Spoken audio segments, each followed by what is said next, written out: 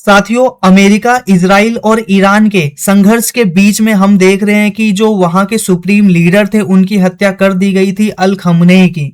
और उसके बाद यहाँ दूसरी खबर हमें नजर आ रही है कि वहां के एक लीडर थे जिनका नाम था अली लारिजानी, उनकी भी हत्या इजराइल की एयर स्ट्राइक के माध्यम से कर दी गई है।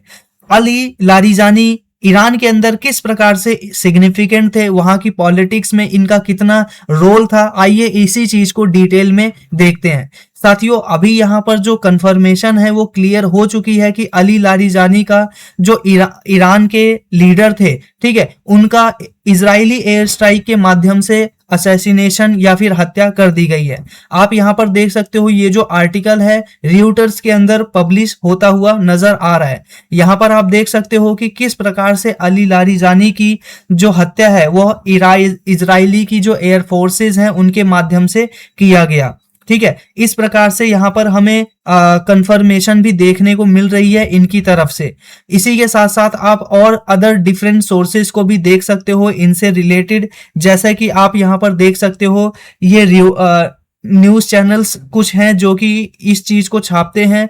Israel claims killing of Ali Larijani, ठीक है, ये क्या थे, ईरान के टॉप सिक्योरिटी ऑफिशियल्स थे। इसी के साथ साथ यहाँ पर अलग अलग आप न्यूज एजेंसी को देख सकते हो, CNN और अदर न्यूज एजेंसीज, ठीक है, सभी ने ये जो खबर है वो छापी है कि किस प्रकार से अली लारिजानी की हत्या है वो इजराइल की फोर्सेस के माध्यम से, एयर स्ट्राइक के माध्यम से कर दी गई है। आइए अब डिटेल में देखते हैं कि यहाँ पर जो संपूर्ण घटनाक्रम है वह किस प्रकार से हुआ।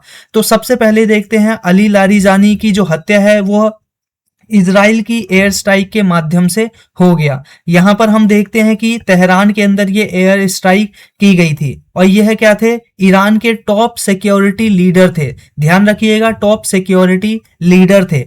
ईरान के जो सुप्रीम लीडर हैं वो अभी भी हैं, यानी जो अल खमनेई के वारिस है वो अभी भी हैं, लेकिन उनके जो सिक्योरिटी लीडर थे उनकी हत्या यहाँ पर हुई है। इसी के साथ साथ हम यहाँ पर देख रहे हैं कि हु वाज अली लारिजानी। तो सबसे पहले 2008 से लेकर 2020 के बीच में जो अली लारिजानी है वो ईरान के जो पार्लियामेंट है उसके स्पीकर रह चुके हैं। ठीक है, ईरान का जो पार्लियामेंट है उसको मजलिस कहा जाता है, इस चीज को आप यहाँ पर ध्यान में रख सकते हैं। तो उस मजलिस के क्या थे, स्पीकर के तौर पर काम कर रहे थे। इसी के साथ इनके पास बहुत सारी पावर थी। बाद के समय में इन्होंने चीफ न्यूक्लियर नेगोशिएटर के रूप में काम किया था ईरान के लिए। इसी के साथ साथ सुप्रीम नेशनल सिक्योरिटी काउंसिल का भी जो एक प्रकार से दारोमदार है वो अपने ऊपर लेकर चल रहे थे।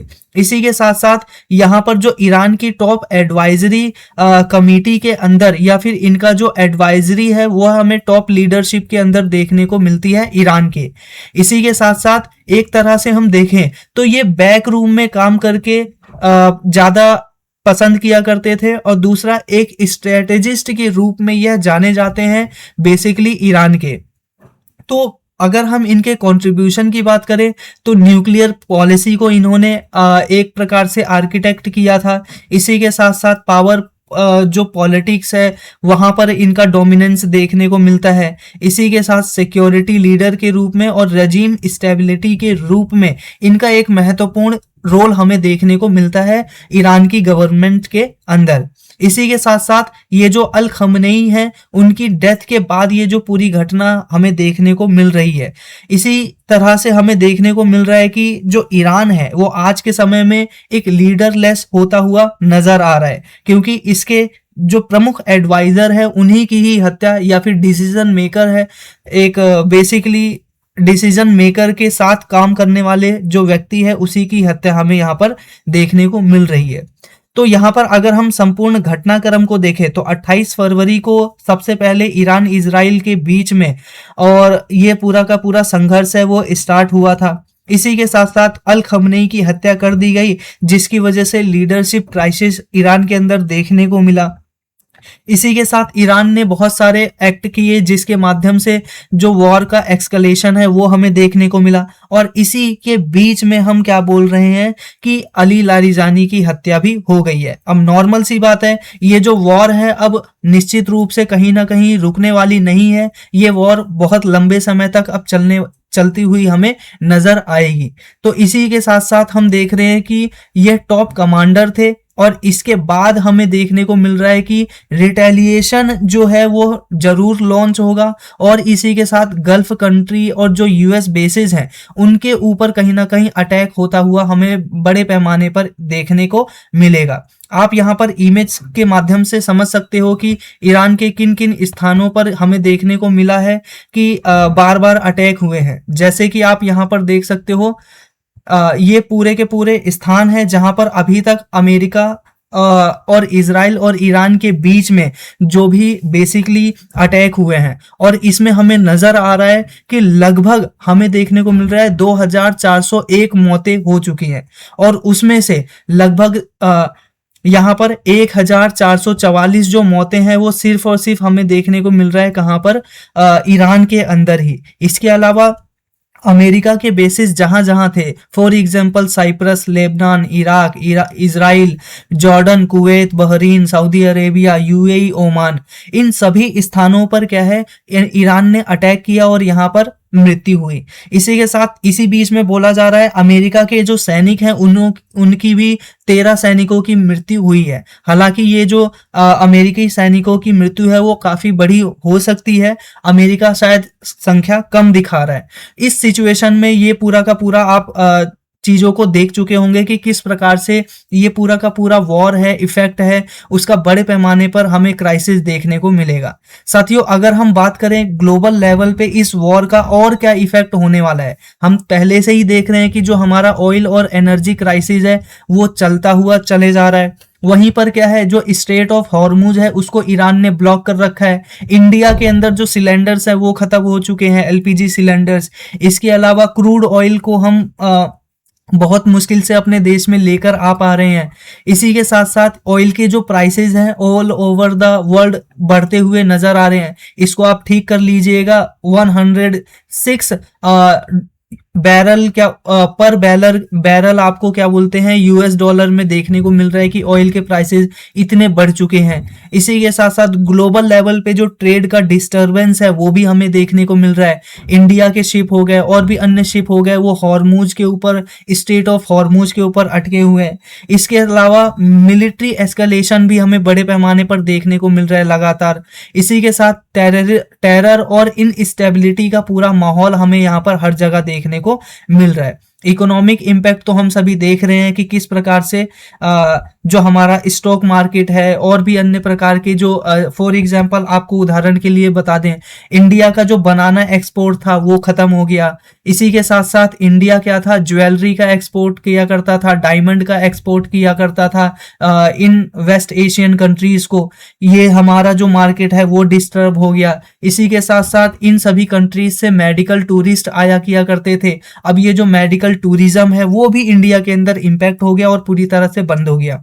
वहीं पर दूसरी ओर आपको देखने को मिलेगा कि वर्ल्ड लेवल पे जो एयरलाइंस हैं वो एयरलाइंस बंद हो चुकी हैं और एयरलाइंस के बंद होने की वजह से बड़े पैमाने पर सभी के सभी जो शिपिंग और एयरलाइन एजेंसीज हैं उनको यहाँ पर नुकसान झेलना पड़ रहा है।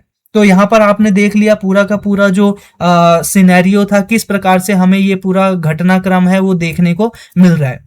अब हमें यहाँ पर देखने को मिल रहा है कि ईरान के ये अली लारिजानी की हत्या के बाद से ये सिचुएशन और भी ज्यादा क्रिटिकल होने वाली है, ऐसा हमें अंदेशा लग रहा है। इसी के साथ साथियों चलते चलते आपके लिए इंफॉर्मेशन है, अगर आप ये जो पूरा पीडीएफ देख रहे थे उसको प्राप्त करना चाहते हैं तो सिंपली एनके ग्लोबल एजुकेशन नाम के टेलीग्राम चैनल पर जाकर आप इसको डाउनलोड कर सकते हैं। इसी के साथ आप डिस्क्रिप्शन के अबाउट सेक्शन में जाओगे तो वहां पे भी आपको इसका लिंक मिल जाएगा। इसी के साथ साथ आपके लिए दूसरी इंफॉर्मेशन है कि डेली बेस पर करंट अफेयर की पीडीएफ प्राप्त करने के लिए, वीकली बेस पर मंथली मैगजीन प्राप्त करने के लिए और एक ईयरली कंपाइलेशन आता है बुकलेट पीडीएफ के फॉर्म में, उन सभी को प्राप्त करने के लिए वन स्टॉप सॉल्यूशन आप यहाँ पर देख सकते हो पूरा का पूरा जो करंट अफेयर है उसका। तो करंट अफेयर के वन स्टॉप सॉल्यूशन के रूप में आप देखना चाहते हैं तो ये एक ग्रुप है, उस ग्रुप को आप ज्वाइन कर सकते हो ओनली 299 फॉर 2 ईयर्स। यहाँ पर 299 में आपको 2 साल तक लगातार जो डेली करंट अफेयर की पीडीएफ है, इसी के साथ साथ आपको वीकली बेसिस पे जो मैगजीन है और मंथली मैगजीन, और पूरे साल का लास्ट में हम यहाँ पर बुकलेट पीडीएफ भी देखेंगे। इसी के साथ साथ आप यहाँ पर अलग कांटेक्ट कर सकते हो पर्सनली टेलीग्राम इस आईडी पे भी।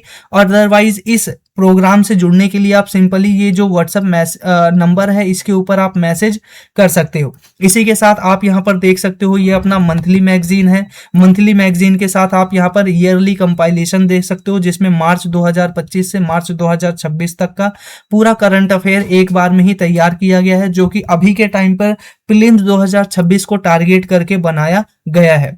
ठीक है, और इसी के साथ एक और इन्फॉर्मेशन है, ये सारे सब्जेक्ट की आपको इसी प्रकार से जो बुकलेट है वो प्राप्त हो जाएंगी। ठीक है, इसी के साथ इंफॉर्मेशन ये है कि अभी हमारा इसी सीरीज के ऊपर क्या है, एक वीडियो सीरीज भी लॉन्च होने वाली है, इंडियन पॉलिटी मार्च 2025 से मार्च 2026 का पूरा साल का करंट अफेयर। ठीक है, और इस पूरी सीरीज को हम लाने वाले हैं आने वाला जो संडे है। ठीक है, आने वाला संडे यानी 22 मार्च को हम ये पूरी सीरीज को लेकर आएंगे शाम को 7 बजे। आप इससे जुड़ना जरूर। मिलते हैं आपसे नेक्स्ट वीडियो में। मुझे उम्मीद है आपको ये जो वीडियो है वो पसंद आई होगी। अगर वीडियो पसंद आई है तो वीडियो को लाइक जरूर कर दीजिएगा, चैनल सब्सक्राइब कर लीजिए फर्दर नोटिफिकेशन के लिए। मिलते हैं आपसे नेक्स्ट वीडियो में, तब तक के लिए नमस्कार।